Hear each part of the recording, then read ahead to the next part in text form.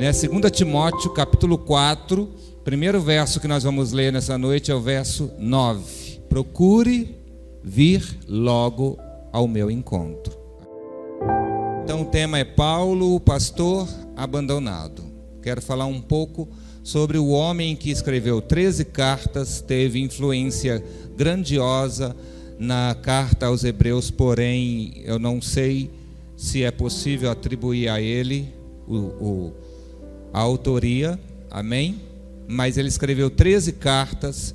Paulo que fez 3 viagens missionárias, Paulo que esteve, vamos colocar assim, o ator principal, não o autor, mas o ator principal de Atos dos Apóstolos é Paulo.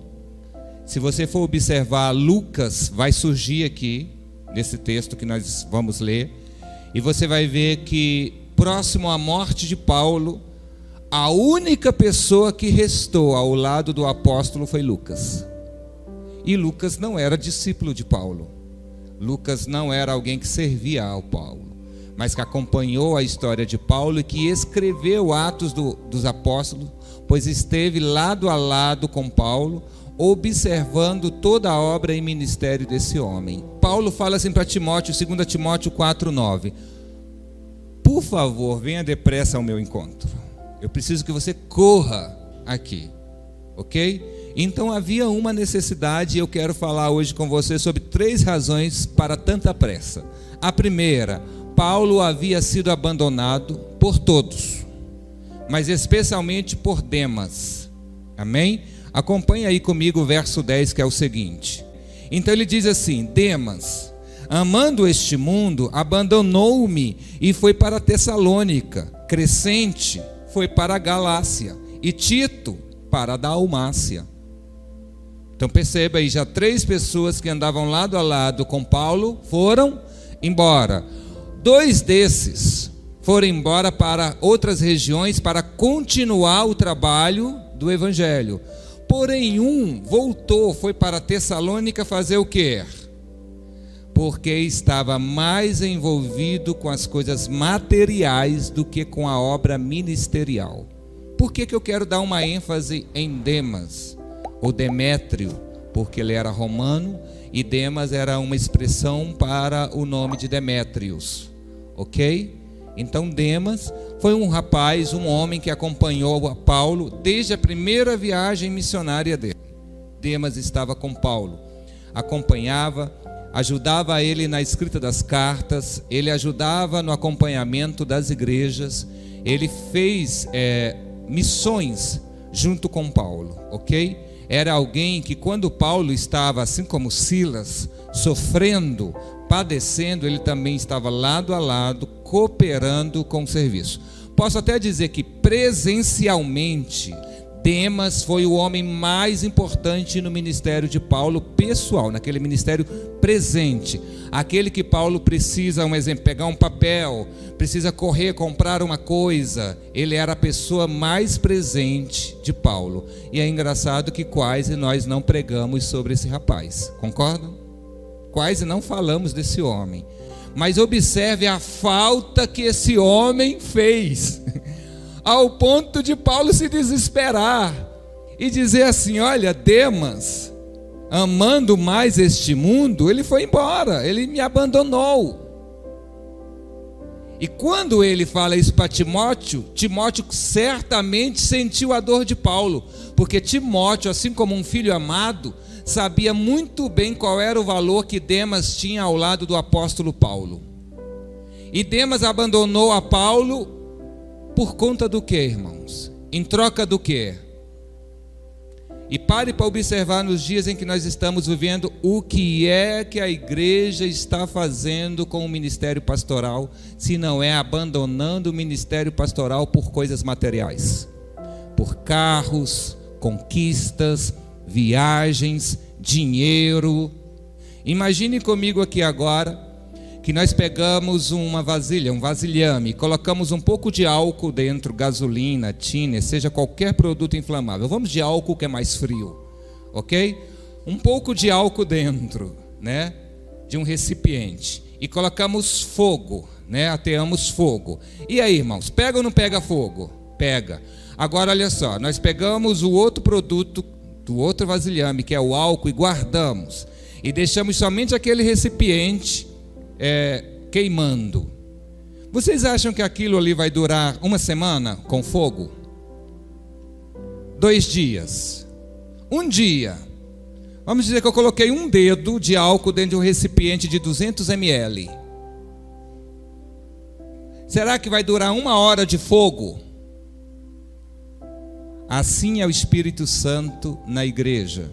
Se a igreja não reabastece o seu recipiente, ele apaga. É por isso que ela não deixa de ser igreja, porque ela continua sendo o recipiente que recebe o álcool para pôr fogo, mas ela não põe álcool, por isso não tem fogo. Demas se perdeu dentro da igreja.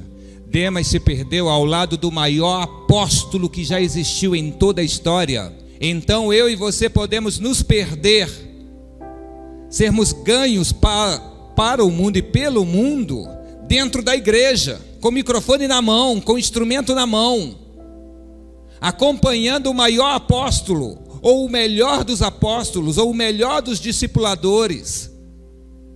Em uma das viagens, na verdade foram 2, se você for ler e entender bem o texto, você vai ver quando fala sobre Cretas e sobre tantos outros pontos.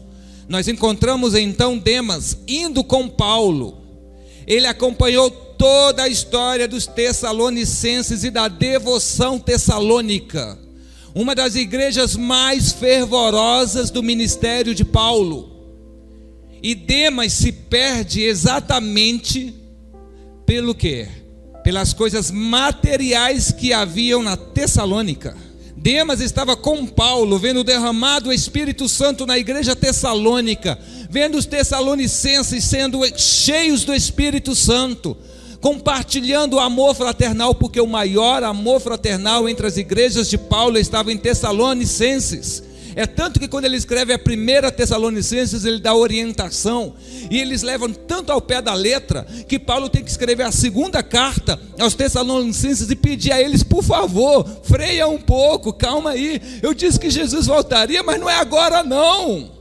Eles eram tão fervorosos e acreditavam tanto naquilo que era dito, professado pelos apóstolos e pelos profetas, que eles seguiam fielmente, e Demas se perdeu acompanhando uma igreja fiel. Então Demas é o típico exemplo de alguém que começa bem o ministério, mas termina mal dentro do ministério. Ele é a pessoa que cresceu fielmente dentro do ministério, mas se desviou estando dentro do ministério. Se durante a primeira prisão de Paulo em Roma, Demas foi citado como um cooperador na obra de Deus, por diversas vezes por Paulo, na segunda prisão de Paulo em Roma, Demas foi citado por Paulo como um desertor, como um traidor, como alguém que abandonou e negou a fé por causa das obras mundanas. Então por que Paulo fala, corre, porque eu tenho pressa, venha logo, rápido?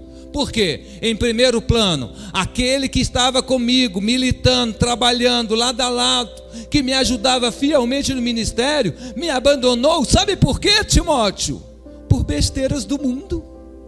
Segunda razão, vamos ler o verso 21.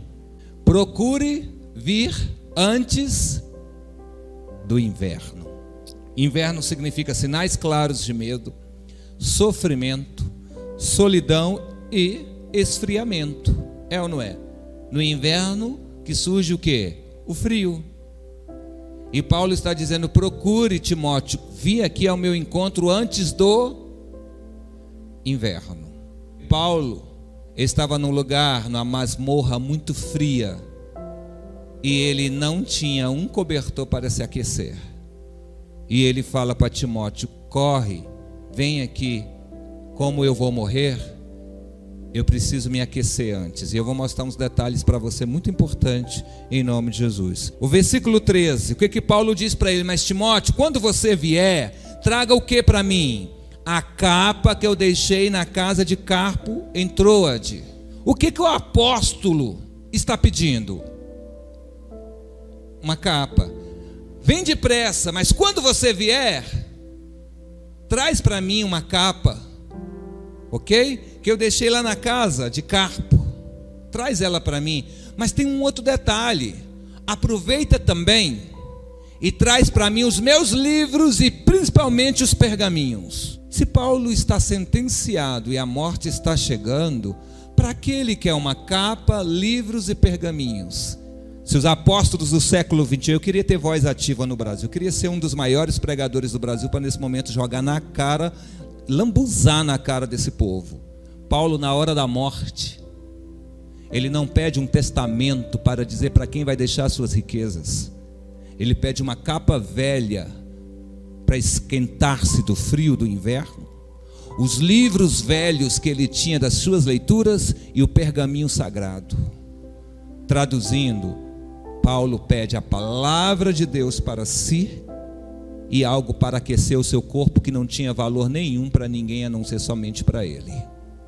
Não vejo Paulo em momento nenhum com vaidade, desejando nada do mundo, nem falando de riquezas ou prosperidade para ninguém.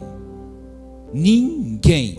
E eu não sei onde achar esse evangelho fraco, morto, que só fala em prosperidade. Ah, pastor, mas o povo está prosperando, as igrejas estão crescendo. Não é sinal de salvação, não é sinal de entrada no reino dos céus. Jesus disse: aprendei de mim que sou manso e humilde de coração. E o que menos nós encontramos na humanidade cristã é mansidão e humildade. Então, 3 razões para tanta pressa. A primeira qual era? Havia sido abandonado, e a dor do abandono é grande, irmãos. Então preciso rapidamente que você me socorra.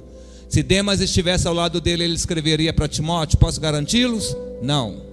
Então é você que vai trazer para mim, porque Demas foi embora. Então corre aqui e traz para mim a minha capa que eu estou precisando, que o inverno está chegando. Por favor, vem antes do inverno. A igreja podia também clamar ao Senhor Jesus e falar: Senhor, volte antes do inverno, porque se o Senhor voltar no inverno, o Senhor não acha crente na terra, porque a fé vai esfriar.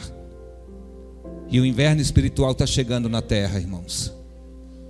E a única coisa que vai aquecer a igreja, pelo que eu leio na Bíblia, é a capa velha. O que é a capa velha? As experiências ao longo da vida que você conquistou. Não é o carro do ano, não é a melhor casa, não são os bens, não é a conta gorda. Quando o inverno espiritual chegar, não é a viagem a lugar nenhum do planeta que vai aquecer a igreja, mas é a presença do Espírito Santo. E se a igreja não possuir essa capa, ela não vai se aquecer e vai morrer no frio. O que Eliseu perde a Elias? Porção dobrada do teu espírito. Elias olha e fala: só tem um jeito. Qual? Se eu lançar sobre ti a capa, então me dá a tua capa. Sim, se tu me veres partir, deixarei contigo. Por quê? Porque para entrar no céu não preciso da capa, mas para ter os céus na minha vida, eu preciso da capa na terra. Entendem isso?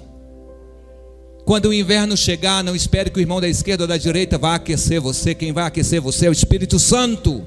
Olha o que Paulo diz. Paulo havia sido julgado, tá, irmãos? Então, ninguém de suas igrejas na Ásia, a Ásia não é pequena, e na Europa, olha o tamanho da Europa, ninguém compareceu para defender a Paulo. Paulo ia ser julgado numa região onde os judeus predominavam. E o que ele disse? Eu também sou cidadão romano e eu quero ser julgado em Roma. Então o que o governador diz? Beleza, você vai ser levado a Nero. Nero era o pior imperador que existia na época. E Paulo sabia disso. Mas Paulo não estava fixando os olhos em Nero. Ele estava fixando os olhos na oportunidade da igreja estar presente no seu julgamento.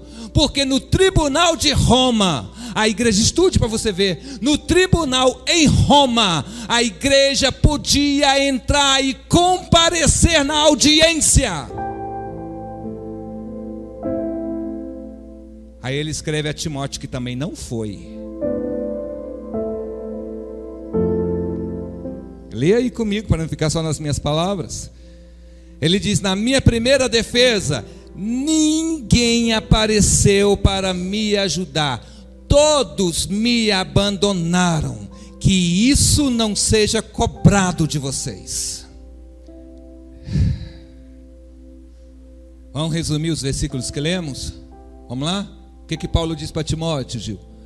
corre, vem depressa, eu preciso que você venha apressadamente ao meu encontro. Por quê? Porque eu estou sozinho, eu não tenho mais ninguém comigo que possa de verdade me ajudar a sair daqui da cadeia e levar para as pessoas aquilo que eu preciso, ou trazer delas aquilo que elas precisam de mim. Não tenho mais ninguém, então corre, vem depressa. Aí de repente ele é colocado diante do julgamento, e ele fala: não posso ser julgado aqui, eu sou romano, então exijo que eu seja julgado em Roma, mesmo sabendo que o julgamento de Roma seria muito pior do que o julgamento de Jerusalém. Então ele fala: por favor, eu quero ser julgado em Roma. E aí eles colocam ele diante do pior imperador que existiu na época.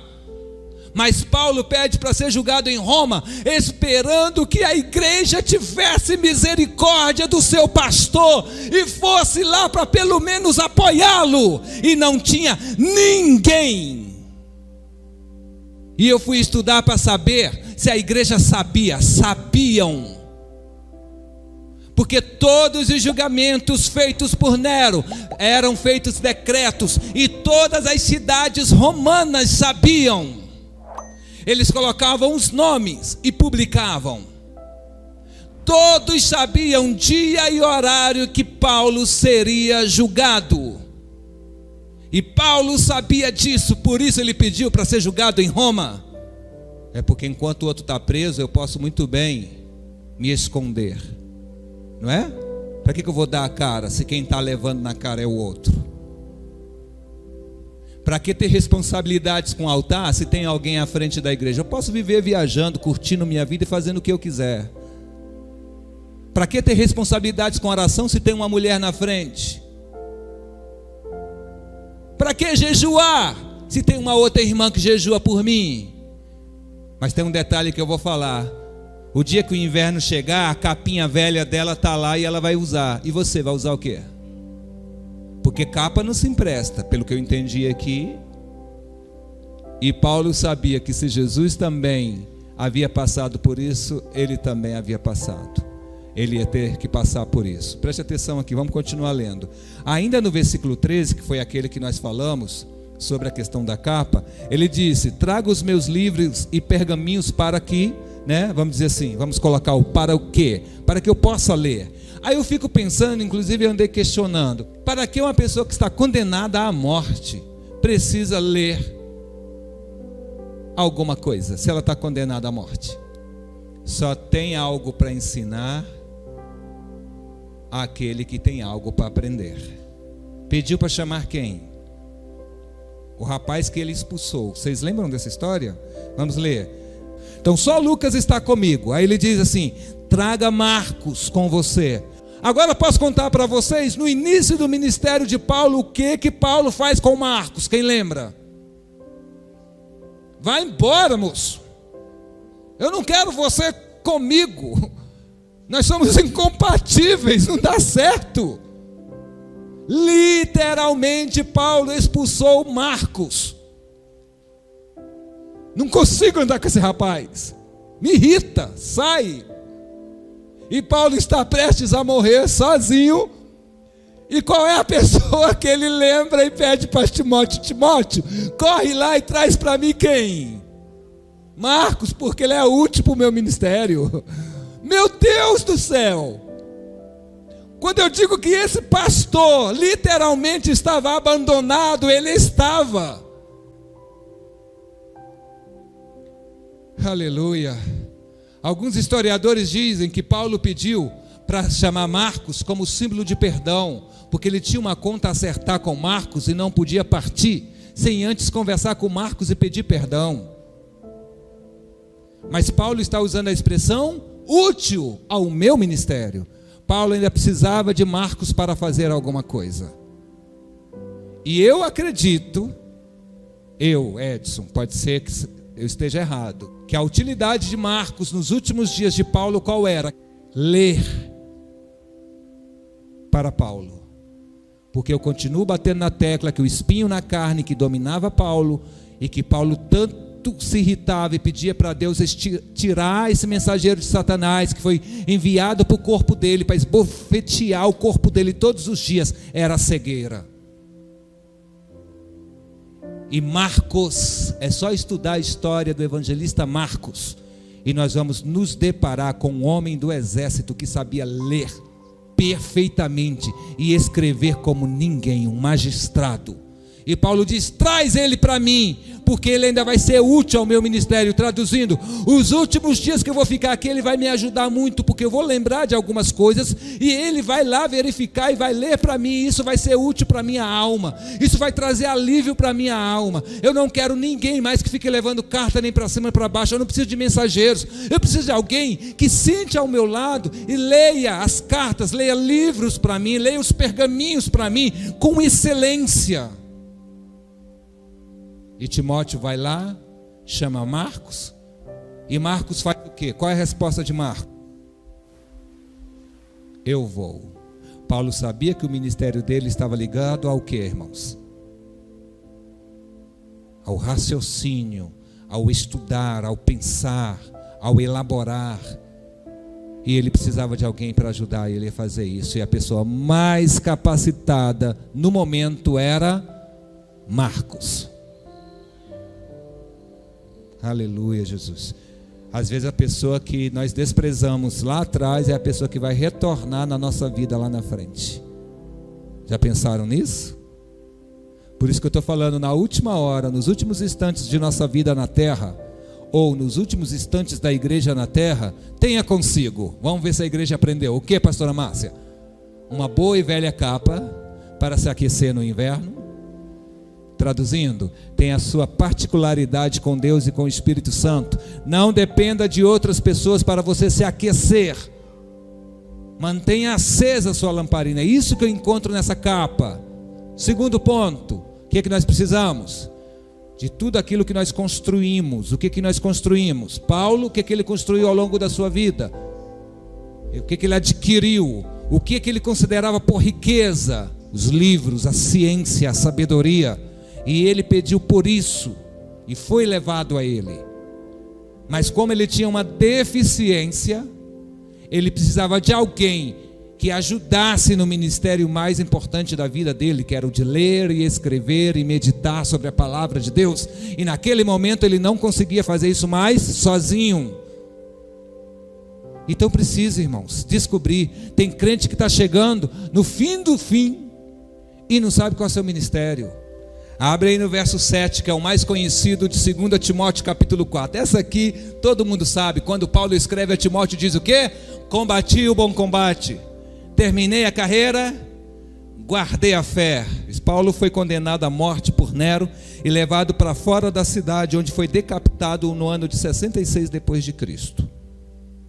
Ok? Quando Paulo escreveu isso, ele já sabia que ele seria levado à morte e que seria decapitado. Por isso ele disse, para mim encerrou, não vão me transferir mais de cadeia. Porque se ele soubesse que ainda fosse transferido de cadeia, se ele soubesse que ainda teria mais alguém para andar lado a lado com ele, é por isso que eu digo, Jesus andou sozinho por diversas vezes, mesmo estando com muitas pessoas. Mas quando a solidão chega de verdade na vida de um líder, acabou para ele. Jesus se sentia só estando rodeado. Tinha 12 homens com ele, 72 no início, mas todas as vezes que ia orar, só 3 subiam com ele, ainda mesmo assim dormiam. Mas ele não podia dizer para Deus, estou só. Não, porque tinha 3 dormindo ao lado dele. Tinha ou não tinha? Uma pessoa que dorme com o marido dorminhoco, ou a esposa dorminhoca, não pode dizer que está só. Pode? Não está. Não está. Mas quando Jesus sai do Getsêmani, e que ele é entregue aos soldados, e que ele é levado perante o Sinédrio, Jesus estava só. Aí Jesus olhou e falou, agora o negócio pegou. E Paulo, quando foi levado a Nero, e que viu que a igreja não compareceu, agora ele olhou e disse o que para Timóteo? Combati o bom combate, agora eu entendi que eu terminei a carreira. Estou sozinho.